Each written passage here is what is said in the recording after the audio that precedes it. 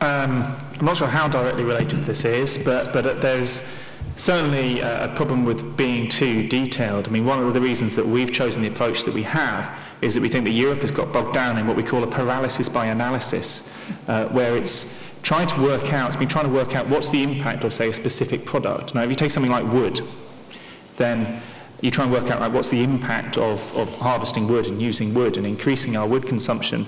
Then rapidly you get bogged down in questions such as, well, what type of wood? From what country, taking what time of year, what resources and stresses are there in that area, and so on and so on. And so the point is that, yes, if you try and be too detailed, then you can get into a real problem, and that's why it's better to keep to a macro level and then just allow the drill down where it's really necessary, rather than starting at the micro and then sort of working up from there. Okay, thank you. Do you feel your question has been answered? Did you have a specific piece of evidence in mind for your question? No, I was thinking we always have a very positive attitude to the role of geoinformation in solving resource problems. Because by thinking of making things really visible also allows to use or reuse resources. So you see it also in the past that by making some aspects really obvious for the general public, where interesting places are or resources are available, they tend to be used.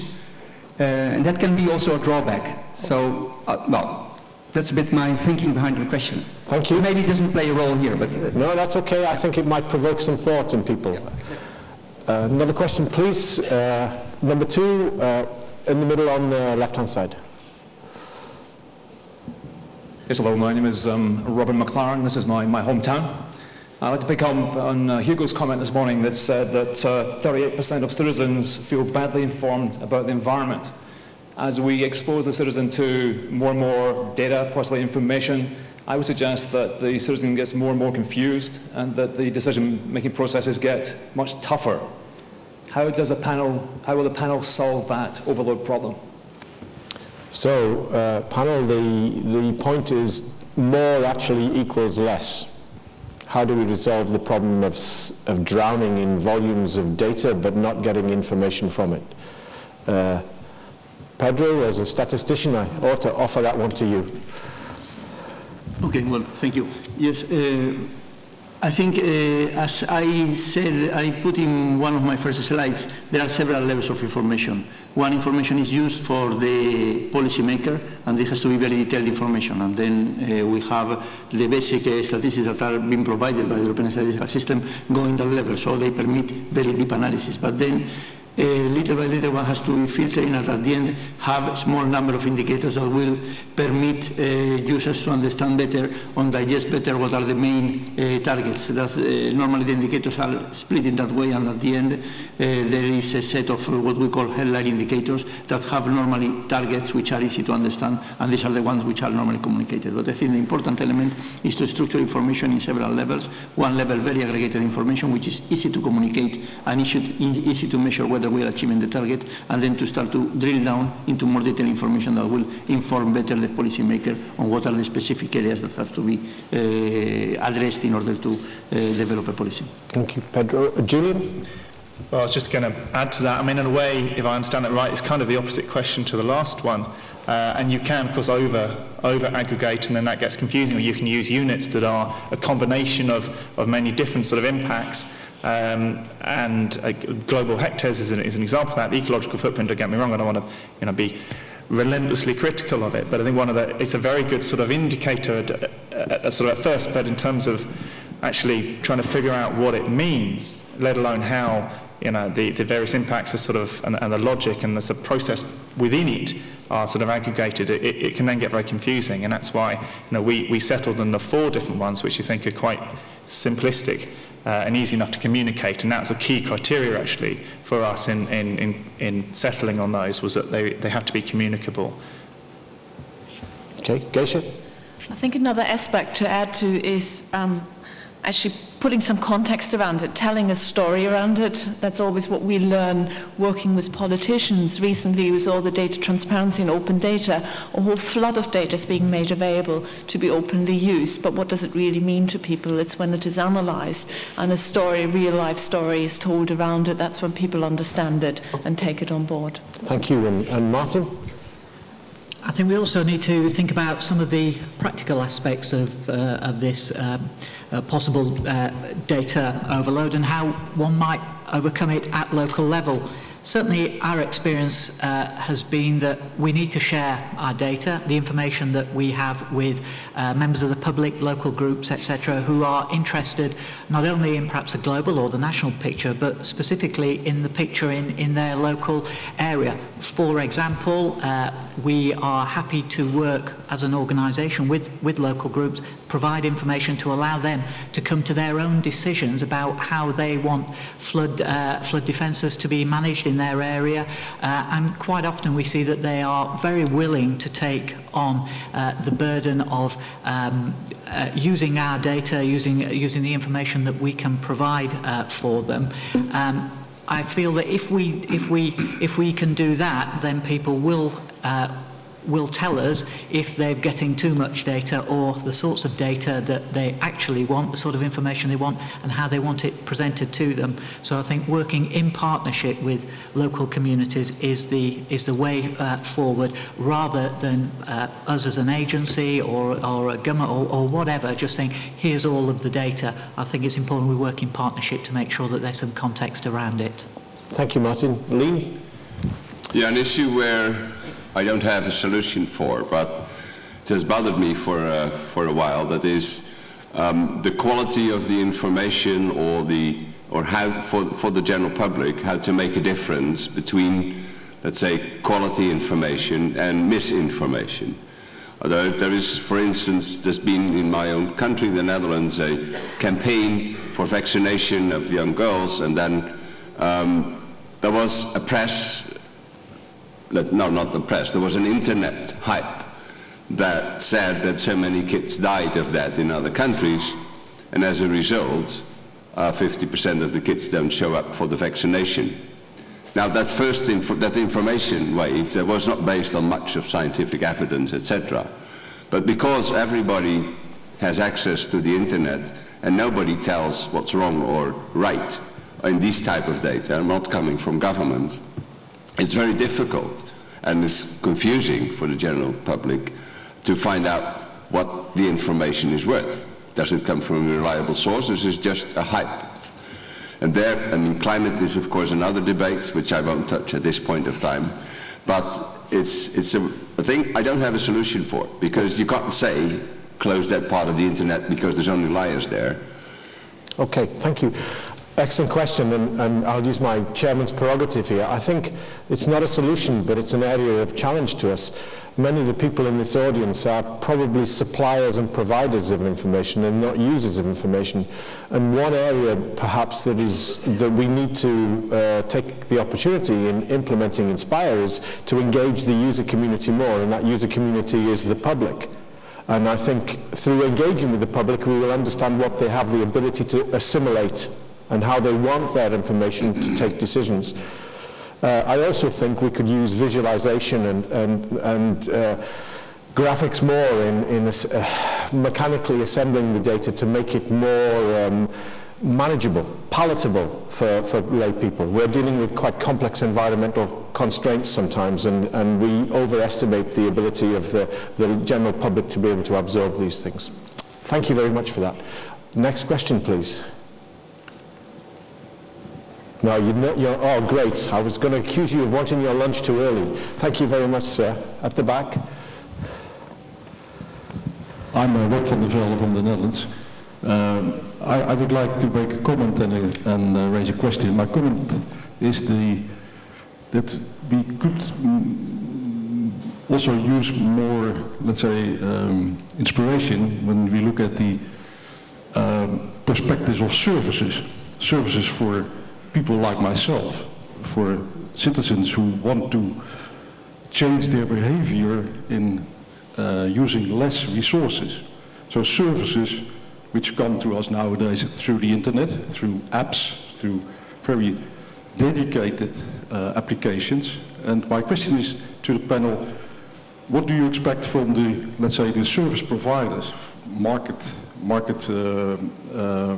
corporations, who are willing to develop intelligent but simple applications which could serve citizens in changing their behavior? And what could be the development of more apps for citizens related to lessening use of resources? Thank you. Geisha? Yes, I'm giving it a try. I mean, we are fostering in local government very much the development of little apps, and I gave an example earlier on of the food inspection of restaurants, which is a responsibility of local authorities. So the local authorities got together, a group of local authorities got together, published their inspection data and created a little app for the mobile phone, for smartphones, so that you can now go around and immediately find out what the food rating is of a restaurant. That would then have an immediate impact on the restaurant owner, because people will not, they will vote with their feet if they're using the restaurant or not. And in a way, it's a backwards loop, that they would improve their health and food inspection record as a result of it. I mean, that's just one small example. Otherwise, we are trying to work with other providers, and not saying necessarily that local government has all the answers for the service delivery, but we are putting out data and inviting people to develop solutions, and then we provide again another mechanism to share it so that people can use it and to promote it across the sector, that it is adopted by other authorities or service providers as well. Thank you. Pedro, then Martin, if I may. Well, thank you. Yes, well, in official statistics, we are not very good at communicating at that level to improve the behavior of the citizens. But I have an example that is interesting that comes from Statistics Sweden. They have developed a calculator that permits to analyze from a pattern consumption of a consumer, of any citizen, to analyze what is the carbon generated by this consumption. So they are looking into the different products that the person consumes. They fill a form in which the products that they are consuming are put there, and then it gives a value of the carbon emissions that are generated by their consumption. And they can see the evolution of that over time. This is a very interesting application. There are things that could be done in official statistics. As I say, we don't do very much there, but I think it's an area that we should improve in the future. Okay. Martin, the commercial sector, how can it help? I think that they can continue their drive for innovation and actually mashing up things, data sets, approaches that frankly the either local authorities or national authorities have never really thought about mashing together. It's that sort of innovation which often drives changes in decision making or improvements in informing the public. I think the challenge on people like me is to become a lot more comfortable with people outside taking our data and doing some pretty fantastic things with it and challenging back, rather than us as government trying to hold on to data and say, no, we know what all the data is supposed to be used for. If we can set data free like that, then not only will we be able to start making better decisions for the environment at societal level, but we'll also actually be able to contribute to the agenda of growth and jobs across the Union as well. Thank you. Thank you, Mark. Does that answer your question, sir? Thank you. Next question. Oh, thank you. Hello, I'm David Overton, and I've been the project coordinator for the ESDIN project. And I'm interested in Pedro's observation that there are two worlds that have emerged in the SDI world. There's the member state type world and there's the EU world. And I think we've been talking about the global impacts as well here. I was just wondering, because in the ESDIN project we've got a number of presentations here where we'll be coming up with our answers for how you bring those two worlds together, how most sensibly you bring them together through standards and through the tools that we've created. I was just wondering, Pedro, if you have one important thing that we could do as a community to bring those two worlds together and improve the way that you can handle statistics. Pedro? Yes, thank you. Yeah, well, in fact, my point was rather that there are two different worlds. One is the one of official statistics, both are member states and the European Union, official statisticians that work on aggregated data, and the other one is the providers of geographical information, or geographical information in general. And they are difficult to compromise together. In a resource reduction environment, this is difficult to put together. And this is, in fact, due to the fact that the responsibility of geographical information is not on statistical offices, but it's on other agencies, and statistical offices normally work on aggregated data, which are normally obtained through surveys, and they don't look at to the territory. What can we do to improve that? I think there is an opportunity at this moment. We are in 2011, and in 2011, most of the countries of the European Union are running the population census. Population census is information of every individual of the European Union. This normally this information is georeferenced. So normally we have for each individual of the European Union, we know the place, the coordinates in which this person lives.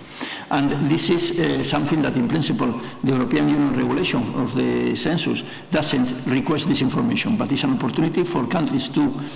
Countries normally are collecting this information georeferenced. They know the point, the location of the different individuals, and that this information is put together, is not lost, is kept, and then we have information on demography, not only on the number of people, of persons, but the age distribution, etc., many different distributions of the population by point in the European Union, or by 1 square kilometer grid. And this is something that is feasible and will be a very good way to merge together statistical data at a very detailed level and geographical information, and will give a lot of opportunities for analysis. So this is one specific example that I would encourage everybody here to try to transmit this message to in their countries.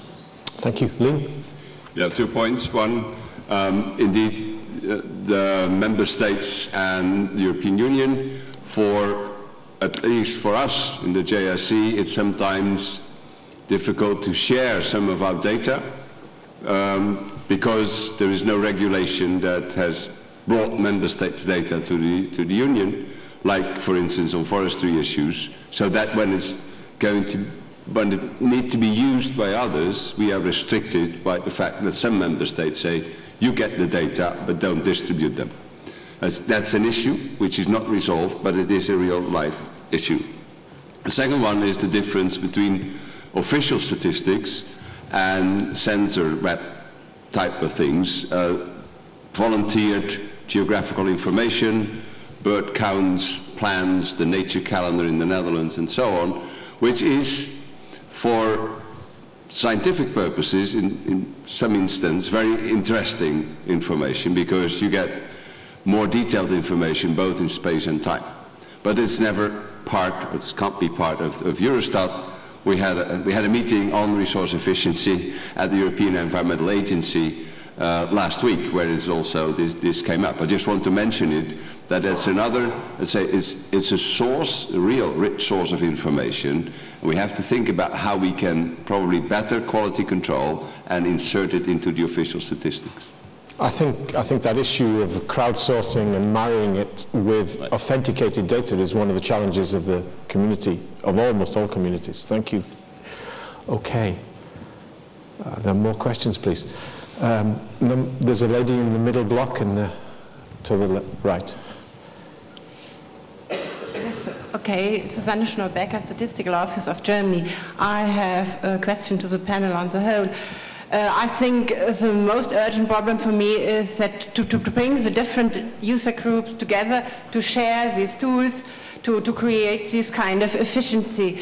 And now my question, how do you think is the best way, or what do you think is the best way to bring these different user groups, or at the different levels, from Europe down to local units together, so that they can share these things? I think an answer in the matter of it depends is, for me, not so helpful. Do you have more concrete ideas? Thanks.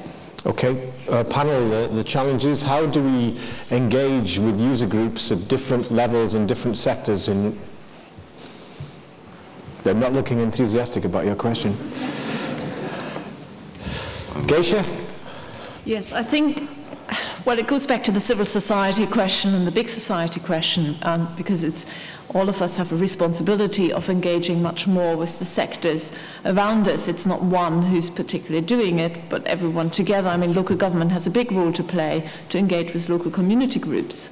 And I think one of the issues will be that we are fostering the data, and by putting it out in Inspire compliant format and making it available through web mapping services, that people will pick it up and showing how it can be done with local groups. The same would be true, for example, in the environment sector with small groups who are looking after local nature reserves.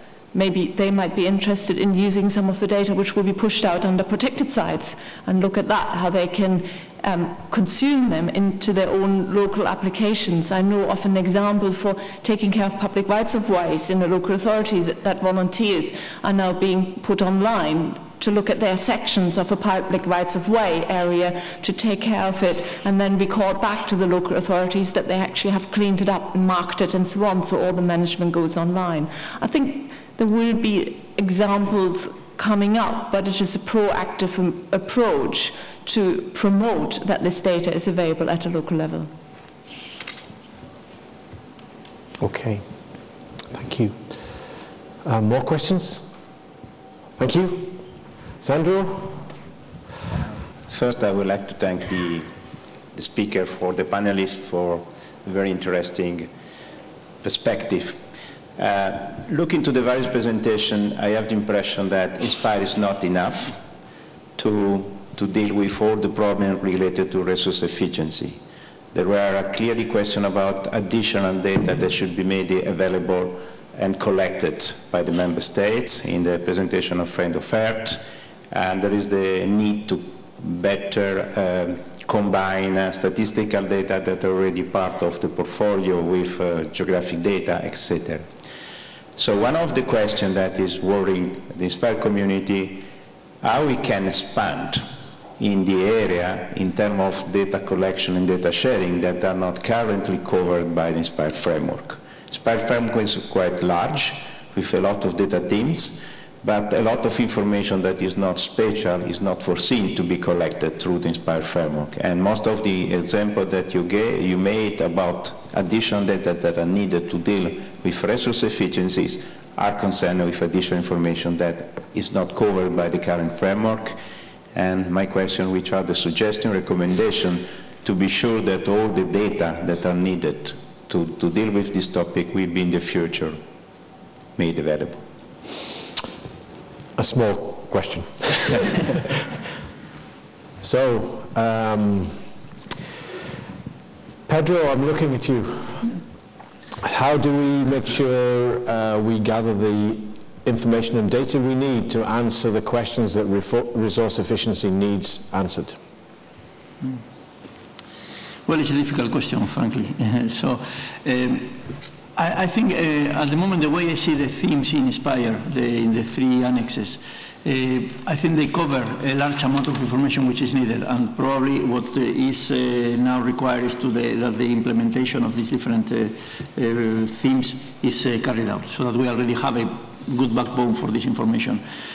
It's true, as I was saying in my last slide, that we have there a problem between these different worlds which are not talking to each other. But maybe if we try to continue to work in that direction, we try to foster this capacity of communicating, and we are trying to do that within the European Statistical System. We are trying to promote the idea of geography in the European Statistical System, and then we will start to understand additional needs that will develop into further themes in the future. But I think at this moment I wouldn't try to enlarge the number of themes we are covering. I will try to implement the ones which are already there. They provide sufficient amount of information, and there are a lot of statistical themes there which are already interesting. I think it will be important as well when these when these themes are developed, that the actual data which is behind, the actual statistical data which is behind, is taken into account in order to develop systems which actually cover the data which is already being collected in those areas. But I wouldn't go to enlarge the number of themes until we learn more from the experience. Thank you. Thank you. Julian, please. Well, I'll just say briefly that you start at the top as the general macro level, as we're suggesting with those 4, and then you see what have you got already that fits underneath that, and we've already got a lot of data that fits those. We just need to choose the right sets and standardize them, but that would reveal, starting from the top and working down the areas that you do need to drill down further in and get more detailed information in, and it will reveal where the gaps are, and as I say, I think that the main gap, probably of the 4 that we're suggesting, is land, and that's an area that we need to look at, particularly, as I say, sort of land footprints, embedded land, if you like. So, gentlemen, I would interpret your answers as pragmatism and prioritise in the big picture. Yeah. Okay, thank you. We could be accused of being Eurocentric here. The panel is all from Europe, but I know in the audience, and those of you who are suffering from jet lag from North America better wake up right now. There are several Canadians, USA citizens. Have you anything you'd like to contribute to this debate in terms of questions or statements about resource efficiency and the use of spatial data? See, I'm being fair to our American cousins here. No, Cameron, you don't qualify as an American. Hello. My name is Anne de Rudder. I work in Belgium. That's just to the east of USA, right? Right. My question is addressed to Julian, actually. You spoke of 4 main global themes, materials, water, land, and global greenhouse gases. One of the data theme in Annex 3 is atmospheric conditions, and of course it may be a bit vague what is meant by atmospheric conditions, but I would suppose, and there is a group discussing that within INSPIRE, that air pollutants, for example, fall in that category. Air pollutants are not greenhouse gases, they are lots of reactive gases that are emitted. And also, this is not only at ground level, the structure of the atmosphere in terms of chemical composition is very important, both for climate and for pollution. Okay. So is that included in INSPIRE? And I know it is, but it's under discussion. And why was it not tackled here?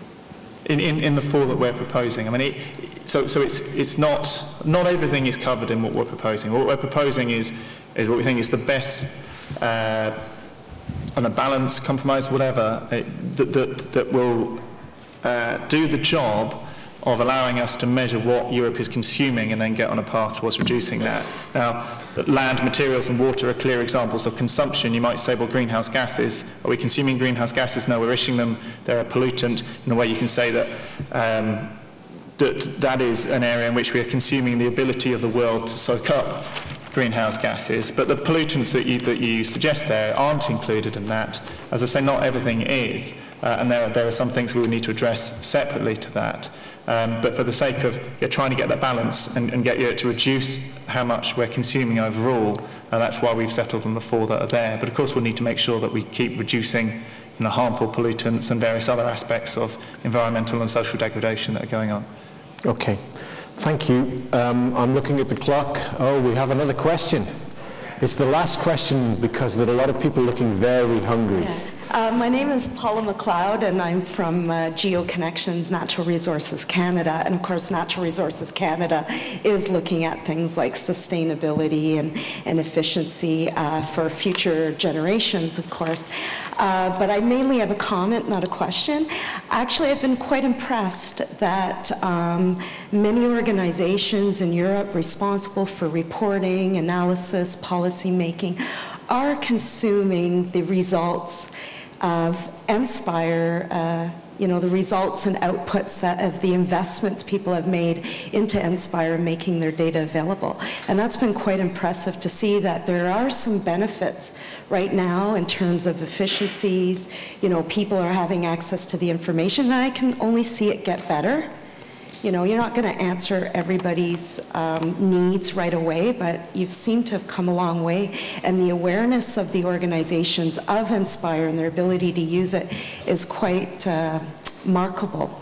So I'd like to say that I've been impressed. Thank you very much indeed. I think everybody who's European in the audience will thank you for that statement as well. It makes life seem worthwhile. Thank you.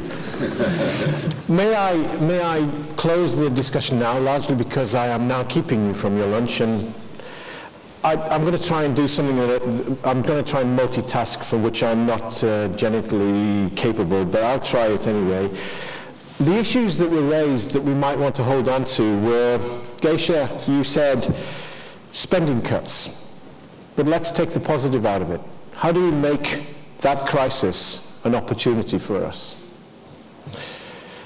I'd like to link that into use cases. Use cases are a bit of a thorn if you've been moved along with it. That's a nice phone noise you've got. Use cases have been an issue for Inspire for a long time. How do we engage? How do we understand what the use case is? Well, almost all of those presentations remarked on how resource efficiency, if it needs to be managed and measured, requires quality information, much of it's spatial information. How do we know where the resources are? How do we know where they're being produced? How do we know where they're being consumed? Resources in the widest sense. That surely is an opportunity to demonstrate the value and added value of the spatial data and the spatial data infrastructures. But Lean moved on to say, if we're going to measure things, we need to measure them in a simple and real way. In other words, we need to keep those objectives smart.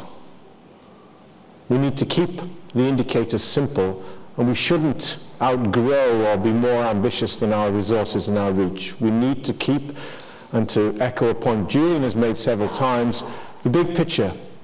Look at the top things first. Don't get swamped in the detail. And maybe lastly, Pedro talked a lot about data and information management. And the harder we guys work, the more we produce. But we've got to be very careful, because this links into your question, sir. The more we produce, the less real quality knowledge and decisions we risk losing. Because there is such a thing as too much data. And I think it behoves all of us to make sure that what we produce has some intelligence and worth, that we simply don't turn out statistics and spatial data for its own sake. And that especially goes for many of you in the audience who come from environmental science communities, who understand your data only too well. And I, as a geologist, know this, but 99.95% of the population could not look at geological or environmental data and make sense of it. And we have to go that mile to make intelligent information available, not unintelligible data available. So I think that's a challenge for all of us, including Inspire. So with that, I would like to thank very much the panel, because I thought their presentations were cogent and relevant, and they were also succinct, which was a question I'd asked them to be, so I'm grateful for that. I'd like to thank you as an audience for staying with us and maintaining your interest and the pointedness and quality of your questions. And I'd like to thank the organisers and Karen Fullerton and everybody else for giving me the opportunity to stand here and talk to you for quite so long. So thank you very much, and have a good lunch and a good conference.